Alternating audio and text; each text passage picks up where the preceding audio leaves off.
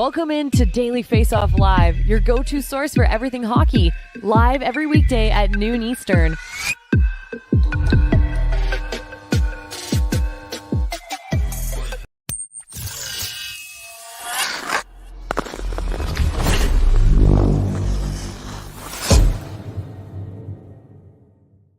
Welcome into a Thursday, May 30th edition of Daily Faceoff Live, brought to you by Bet365. We're excited to welcome Bet365 back as our sports betting partner just in time for the 2024 playoffs, and we'll be here with them to give you all the news, analysis, lines, and betting options for the playoffs until just one team is left standing at the end of June. Tyler Yaremchuk and Frank Seravalli with you. And Frank Seravalli, you're back home. What a midnight travel run from you. Game, airport, home. Yeah, at Game 4 in Edmonton last night, back at home for today's show. The miracle of air travel, 2,000 miles gone, and the red eye always sounds good in theory, but then you get home and you feel like a bag of hammers, and you realize what a poor life choice you made. I'm always a guy, not work, but vacation. I'm like, I want to take the red eye, and then you get an extra day of vacation, but then it just kills you because you're just exhausted that whole day, and it's like, why did I do this to myself? It's a waste of a day. Absolute waste of a day. We're not going to make this a waste of a show, though. Let's go. Yeah, we are not. There is a lot for us to get to. Jonny Lazarus is going to swing by in a little bit to give us a preview of Game 5 between the Rangers and Panthers, because each of these conference finals are down to a best of 3. Let's start out west, Frank, where the series has shifted back to Dallas. But I ask you, has momentum swung back to Edmonton?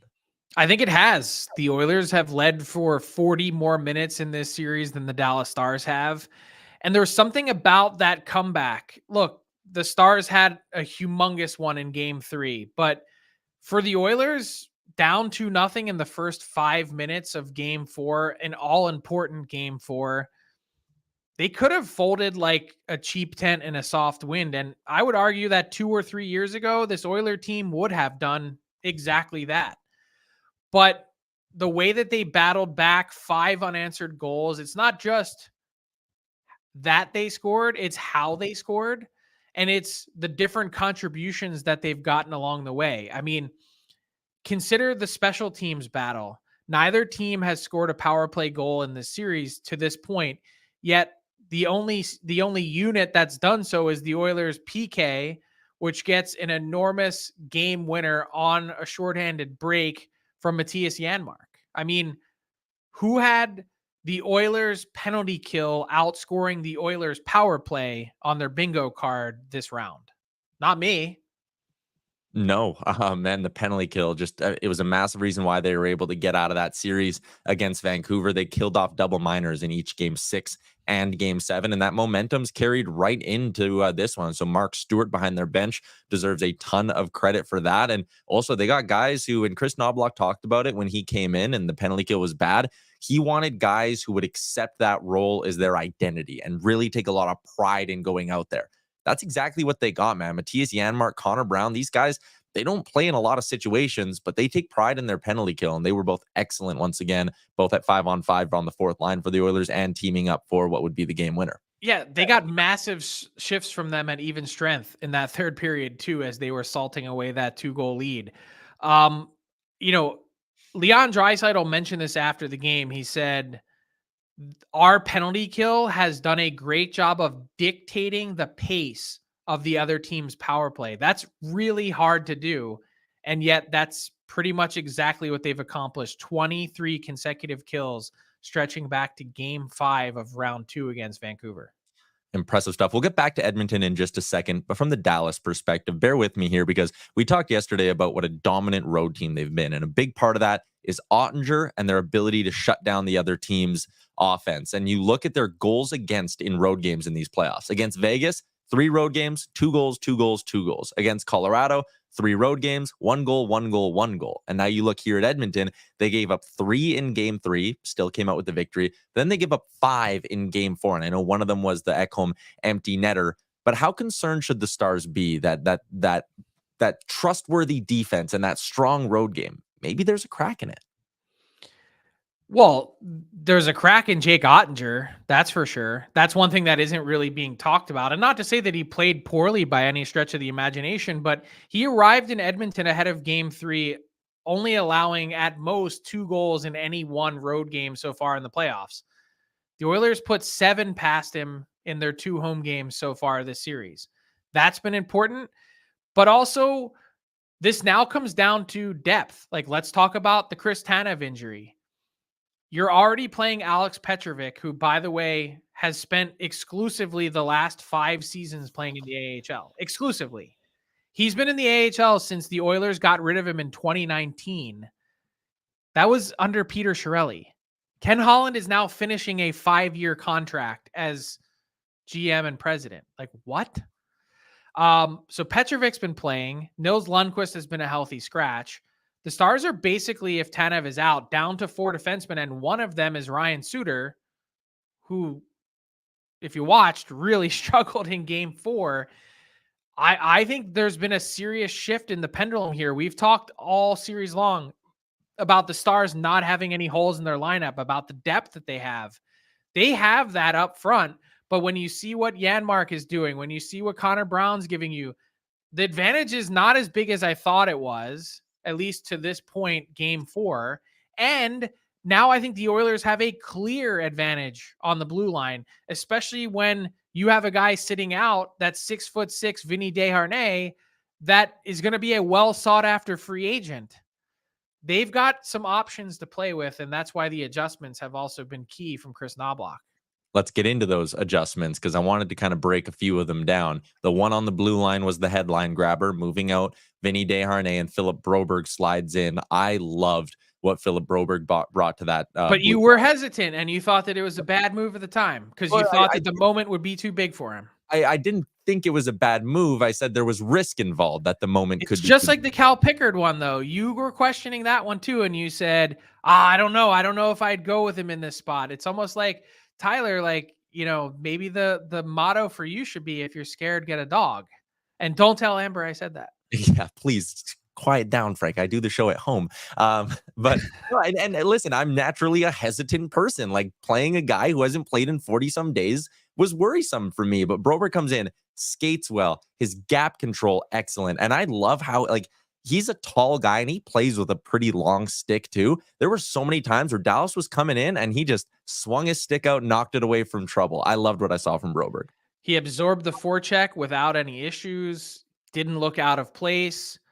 You can go ahead, write his name in Sharpie in the Edmonton Oilers top 6 next season. He ain't going anywhere. Perfect time to work him in. I thought the move made sense. And Kris Knoblauch has pushed, he smashed all the right buttons these playoffs. I mentioned Cal Pickard. It blows my mind that people think that was the obvious choice to make. You lose that game, you're trailing 3-1, and you probably lose last round to the Canucks. You pull out 3 healthy scratches from one game to the next. Pete DeBoer acknowledged he's not sure he's ever seen that before. Corey Perry comes in. You deploy him appropriately. He gets the cycle game going for the Oilers. Ryan McLeod, you throw him on the wing. He scores the first goal of the game. And we just talked about Broberg and his impact. It's hard to make moves like that. It takes courage of conviction to do so. But I love that it wasn't just like, hey, we're making change for change's sake. It was no, we're making a change, and this is exactly why, and this is how we're going to attack it. Yeah, now it's up to the Stars to respond.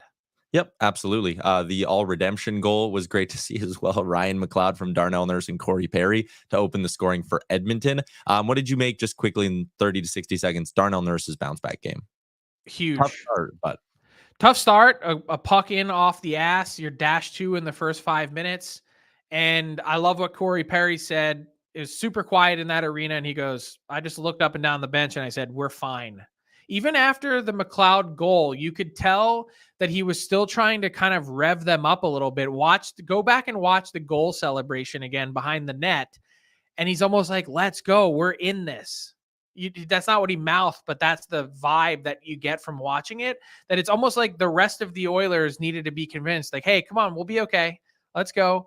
And I thought that was huge. And Nurse played a big role in that because he was engaged. The 12 hits that he threw were more than the 7 previous games combined. And you just had a feeling watching that media scrum after he was raked over the coals for 24 hours, that his reaction, it wasn't mean-spirited at all. It was more just like, oh, that's what you think of my game? I'm going to show you guys. Yeah, he was chuckling like at times throughout it. So, and I love that. That's how I view these playoffs in general. You can either be scared, we're going to go down 3-1, or you can walk in and be like, nope, we're grabbing this and it's going to be 2-2. Your choice, your call. Game 5, Friday night in Dallas, Texas. Let's get to some offseason talk before we shift gears and go out east. Frank, I got a little fair or foul for you because we talked about your new trade targets list yesterday. And as I look back at it, I was like, there are still things I want to throw your way. There's still info I want to find out. And one of the fascinating spots on there was the one spot where you didn't have one name. It's the 3 St. Louis Blues defensemen, Frank. Fair or foul, the Blues could move multiple of these 3 defensemen, and they're Nick Leddy, Torrey Krug, and I'm blanking on the third name. Nick Leddy, Justin Falk. Justin Falk. Yeah, the one guy I don't see them moving is Colton Parayko. He had a tremendous season for the Blues, and his cap hit at $6.5 million. I know people are like, "Oh, look at the term remaining on that deal, big guy." I don't have concerns about term for bigger guys. I think it's shown that, over time they age actually for the most part pretty well. Look at Tyler Myers on the back end of his contract. Now all of a sudden the Canucks are like, "Oh, we better try and find a way to re-sign this guy." Parayko's got that term left, but he's been so good at $6.5 million. 3 years from now, you're gonna be laughing at $6.5 million for a defenseman of his stature. The question is, can they move one of these guys? I think it's foul that they move multiple because they've all got no trade protection. But that's the point of this, item on our trade targets board is to say the St. Louis Blues for multiple years now have been trying. They've now missed the playoffs 2 springs in a row, and they need to do more. They need to change it up to continue to march back the same top 4 over and over and over again for a team that hasn't gotten it done. Doesn't really make a lot of sense to me. I don't think it makes a lot of sense to Doug Armstrong, and I think he'd want to be aggressive to try and change it. But whether or not he's able to be successful with the clauses that they have is a different story. Second one I have for you, JG Peugeot is in your top 10. An interesting player, and I know you wrote in the article comparing him a bit to Justin Bailey. He's obviously a bit of a better player than Bailey was when the Islanders had to offload him. But fair or foul, the Islanders will have to retain on that AAV. Probably foul.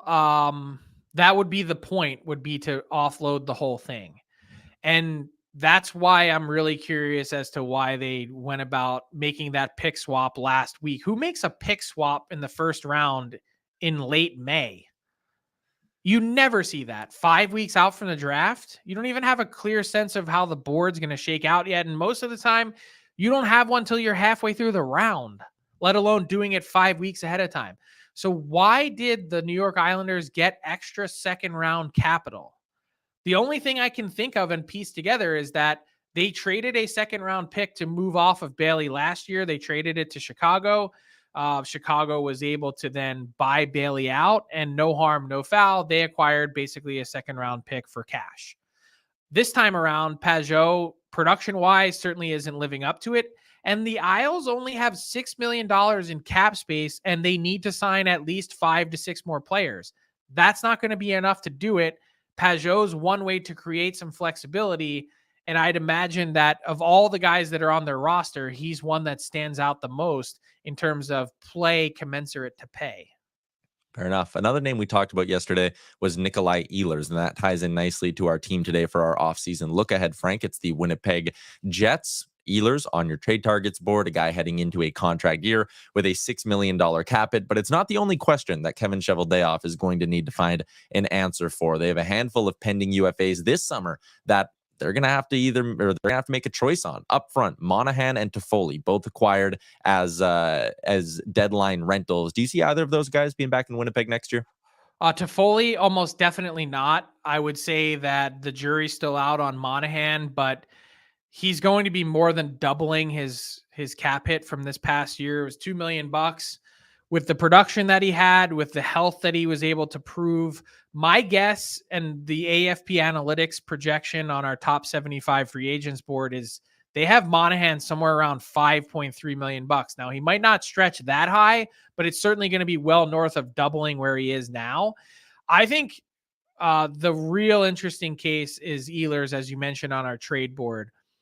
They have a new coach. So, Scott Arniel has been around that team as an assistant that's been promoted to replace Rick Bowness.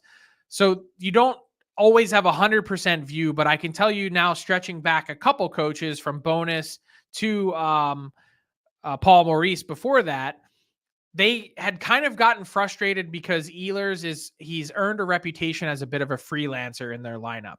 He's a difficult guy to play with. He's a difficult guy and not personality wise at all. It's actual play and what you can expect in terms of reliability, predictability, all those things. So he drives coaches a little bit crazy. He drives players a little bit crazy. But that said, look at his year this year. Every year you can pretty much set it and forget it. It's like the easy bake oven, 25 to 28 points, 56 to 60, 25 to 28 goals, 56 to 61 or 62 points. Boom. You can count on it. It happens. It might not happen in the most pretty way all the time. It may come in fits and starts. It may be streaky, but he's clearly a talented player that for whatever reason hasn't been able to find a home on any one specific line. By the way, with a core that is for the most part locked up. So Ehlers has 1 year left on his deal. It's kind of like, hey, are we getting married or are we getting divorced? And Tyler, you've asked that question. We know what the answer is. But for Ehlers, I think they're trending more towards divorce, which is why he's on the trade targets board. Interesting stuff in Winnipeg, Frank. Let's get back to the playoff talk, though, and get out to today's edition of the All 32 with Jonny Lazarus.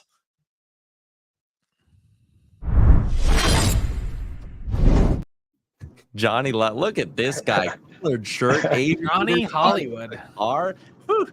Jonny Lazarus bringing the sty, as he would like me to tell you, to a Daily Faceoff live. Game 5, Rangers and Panthers tonight. Johnny, it's been an interesting series, all tied up at 2, but the Panthers have been controlling a lot of the play. It's uncharacteristic of the Rangers. What do you need to see in the back half of this series from the Rangers to know that their game has turned around? Well, first of all, I might be the first guest that's ever been in the car with their mom doing this show. So I just want to put that out there. I'm on my way to my sister's second son's bris. So apologies for being in the car and whatnot. Just want to get ahead of that.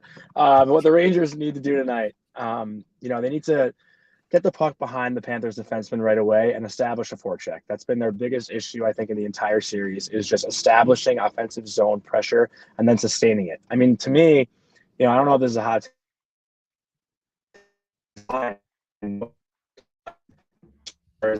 getting pucks high and line and check the mixture of the third line, like done for 2. So if the Rangers are going to generate any offense tonight, that's a start for right in the first 10 minutes of the game.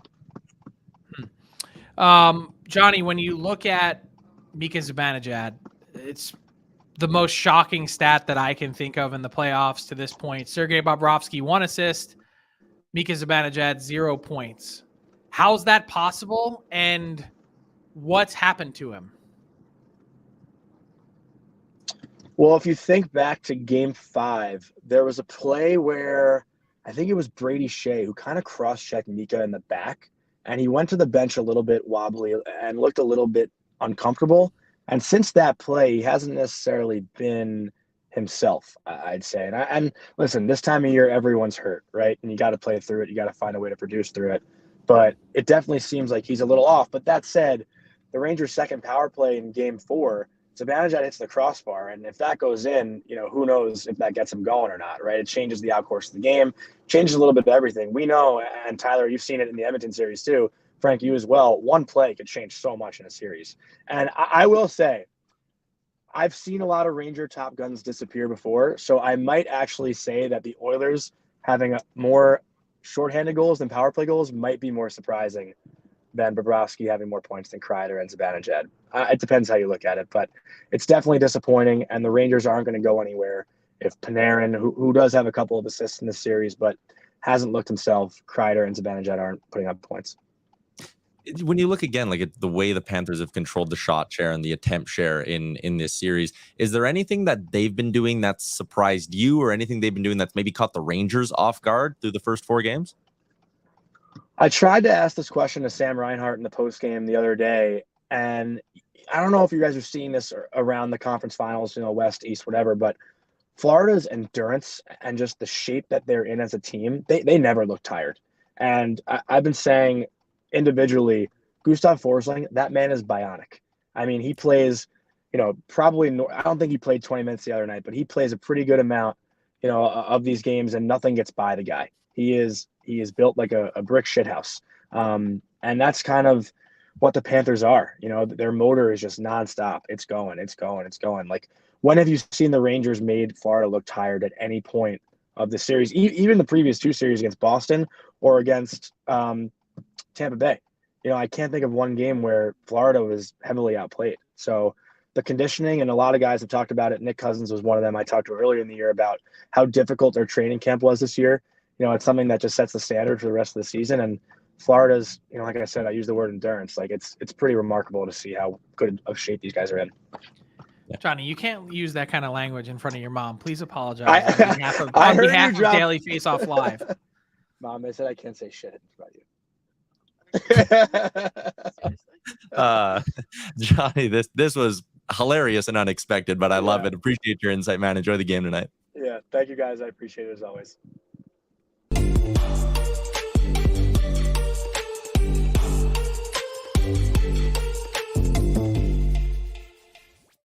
Daily Face-Off Live inbox question brought to you by Douglas Mattress. You can get that mattress and free bedding bundle today by heading to douglas.ca/DFO, and you'll be on your way to a better sleep. I was sleeping like a baby last night on my Douglas. I was not. I was in an airplane seat with a lady who decided that the best course of action on the red eye was to leave the window shade open.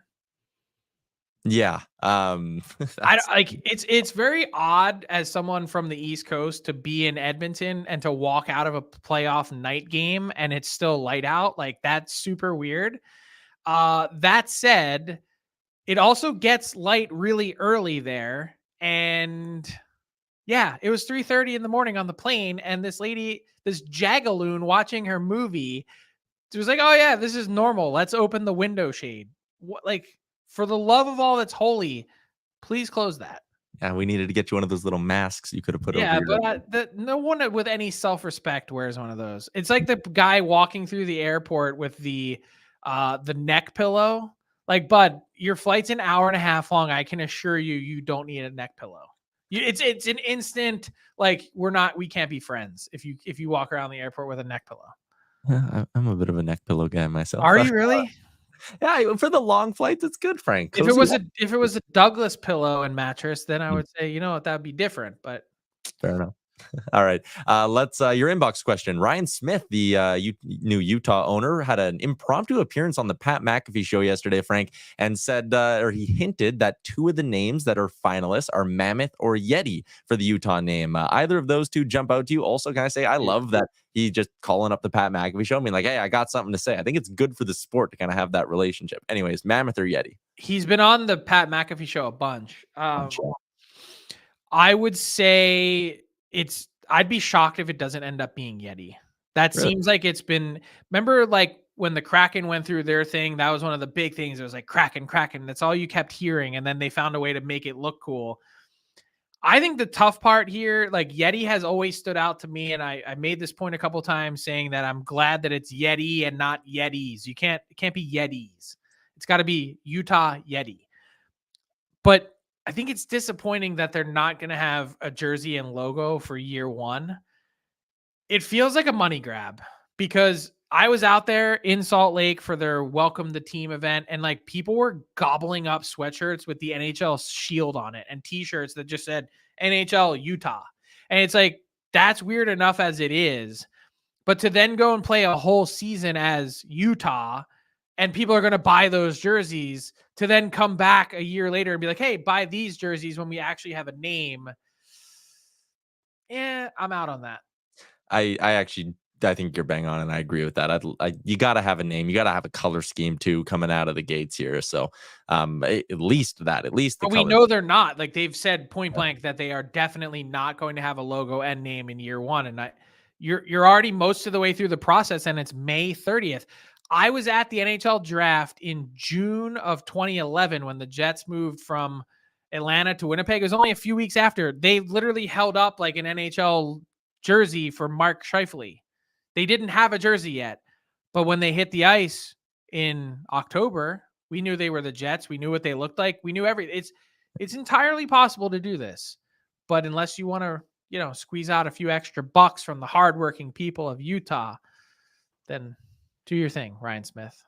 Let's get to our daily bets for the day, brought to you by Bet365, the largest sports betting platform globally. You can use the promo code DAILY365 to get in on a huge range of markets today. So whatever the sport, whatever the moment, it's never ordinary at Bet365. Frank, can we talk about how I've hit back-to-back same gamers in the Stanley Cup playoffs? And I got another one cooked up here tonight. I want you to go out on a ledge, though. I want you to reach for like the plus 800 ones.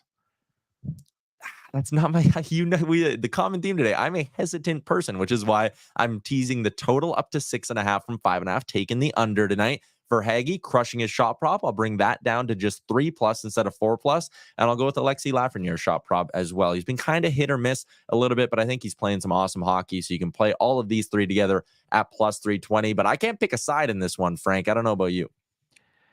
I can't pick a side in any of these games that are left. I had no feel or read heading into game 4. And by the way, it's amazing that we didn't mention this at all, and it hasn't come up in any story that I've seen. But Connor McDavid had a 3-point night that 0 people talked about. How's that possible? I guess it's Connor McDavid, man, right? Like, I mean, They're also their third leading Conn Smythe candidate.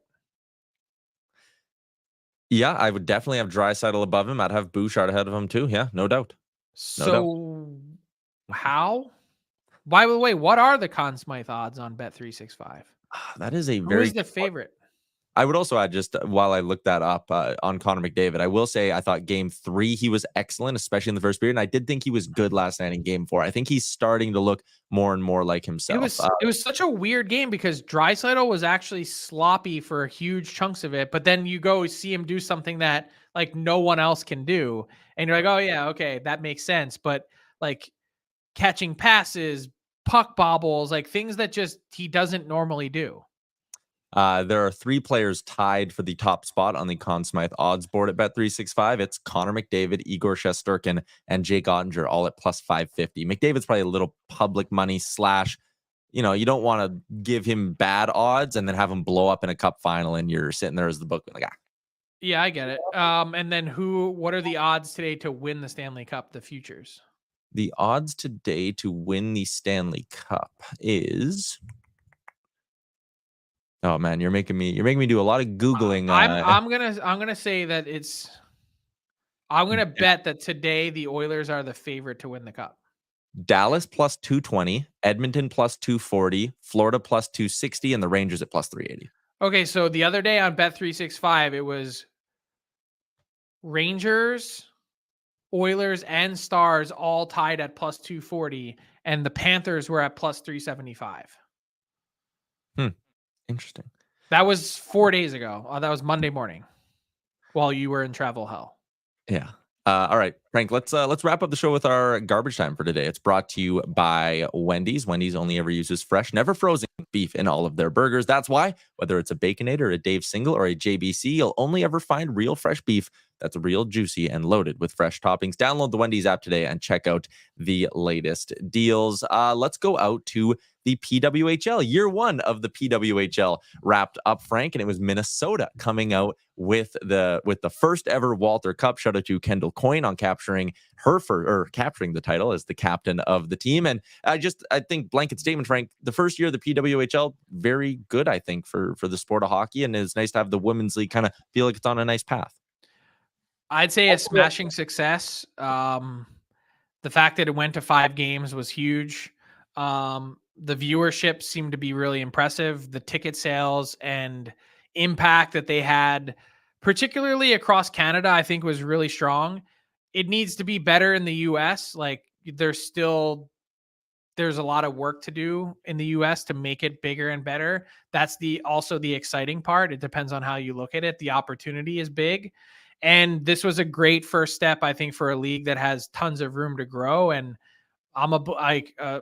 Watching it, seeing it, I'm a big believer in where they're heading.